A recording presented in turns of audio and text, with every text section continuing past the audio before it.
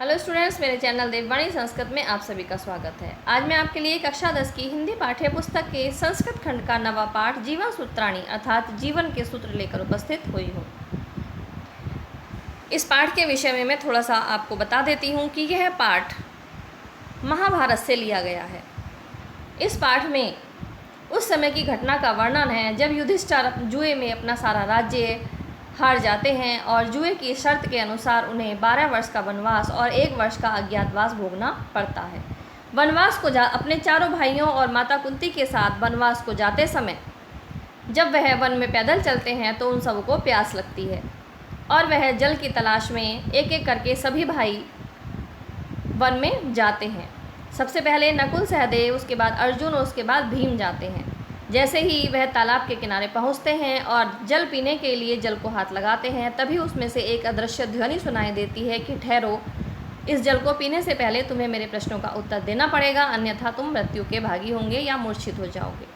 लेकिन चारों भाई एक एक करके उनमें से उनकी उस अदृश्य ध्वनि पर ध्यान नहीं देते हैं और जैसे ही जल को हाथ लगाते हैं वैसे ही मूर्छित हो जाते हैं।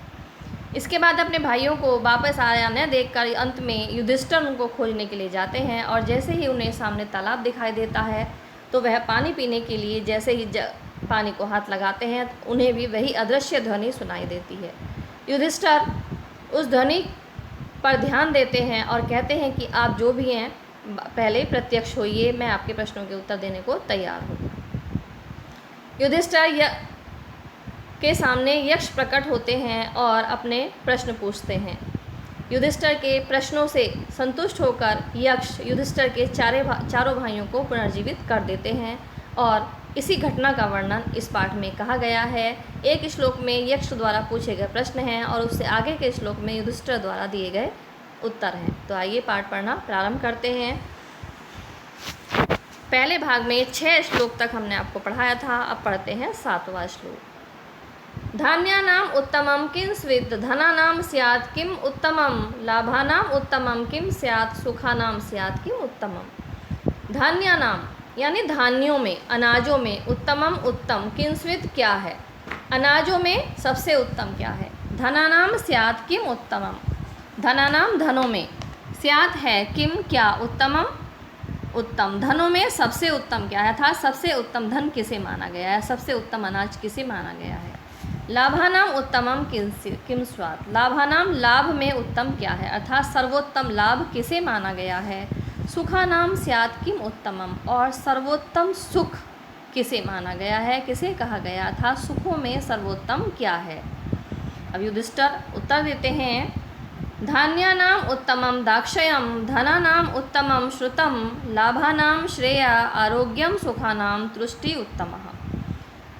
धान्यानाम धान्यों में अर्थात अनाजों में, उत्तमम उत्तम, दाक्ष्यम दक्षता है अर्थात योग्यता है, धनों में अन्नों में उत्तम निपुणता है अर्थात निपुणता सबसे उत्तम अन्न है।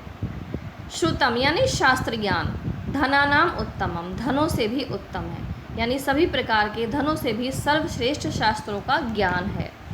लाभानाम श्रेय आरोग्यम, लाभ में श्रेष्ठ, श्रेय यानी श्रेष्ठ, आरोग्यम निरोगता, लाभों में सर्वश्रेष्ठ निरोगता है अर्थात व्यक्ति के पास निरोगी काया है, रोग रहित शरीर है तो वह उसका सबसे बड़ा लाभ है।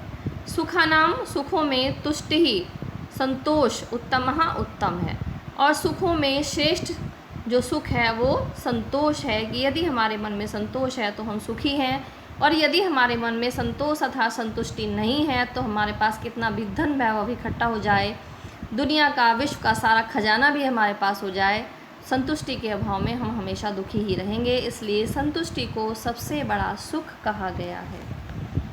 आगे देखते हैं 9वां श्लोक। किम नु हित्वा प्रियो भवति, किम नु हित्वा शोचति, किम नु हित्वा अर्थवान भवति, किम नु हित्वा सुखी भवेत्। किम नु हित्वा, हित्वा नहीं छोड़कर, किसे छोड़कर, प्रियो भवति प्रिय होता है अर्थात मनुष्य किस चीज़ को छोड़कर सबका प्रिय बन जाता है।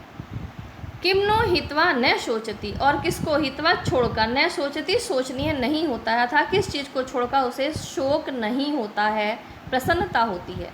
किम नो हित्वा अर्थवान भवति, किस चीज़ को छोड़कर वह अर्थवान, अर्थात अर्थ आता है धन के लिए कि वह धनवान होता है। किम नो हित्वा सुखी भवेत्, और किसको छोड़कर मनुष्य सुखी होता है। तो आइए देखते हैं कि आगे युधिष्ठिर ने इस प्रश्न का क्या उत्तर दिया है। मानव हित्वा प्रियो भवति, क्रोधम हित्वा न शोचति, कामम हित्वा अर्थवान भवति, लोभम हित्वा सुखी भवेत्। मानव यानी अभिमान को हित्वा छोड़कर प्रियो भवति प्रिय होता है, अर्थात मनुष्य अगर अपने अभिमान को छोड़ दे तो वह सबका प्रिय बन जाता है। क्रोधम हित्वा न शोचति, क्रोध को छोड़कर उसे शोक नहीं होता, वह दुखी नहीं होता है। कामम हित्वा अर्थवान भवति, कामम यानी कामनाओं का, इच्छाओं का त्याग करके अर्थवान अर्थात धनवान बन जाता है। मनुष्य इच्छाओं को या कामनाओं को छोड़कर धनवान बन जाता है। लोभम हित्वा, लोभ को छोड़कर सुखी भवे, सुखी हो जाता है। अर्थात मनुष्य अगर अपने जीवन में लालच को छोड़ दे, लोभ को छोड़ दे तो उसके जीवन में सुख ही सुख है। अन्यथा अगर अपने मन में लालच बिठा लेता है तो एक के बाद एक वस्तु के प्रति उसका लालच बढ़ता जाता है, उसका जीवन दुखपूर्ण हो जाता है। इसलिए कहा गया है कि लालच को छोड़कर मनुष्य सुखी हो जाता है। तो स्टूडेंट्स, इस वीडियो में इतना ही। मुझे उम्मीद है कि यह वीडियो आपको अपने पाठ्यक्रम का अध्ययन करने में आपको सहायता पहुंचाएगा। यदि आप इस तरह की और भी एजुकेशनल वीडियो प्राप्त करना चाहते हैं तो मेरे चैनल दीपवाणी संस्कृत को अवश्य सब्सक्राइब करें, और अगर यह वीडियो आपको अच्छी लगी है तो इसको लाइक और शेयर अवश्य करें, और यदि आपका कोई सुझाव है तो प्लीज़ कमेंट बॉक्स में अपने सुझाव भी अवश्य ही दें।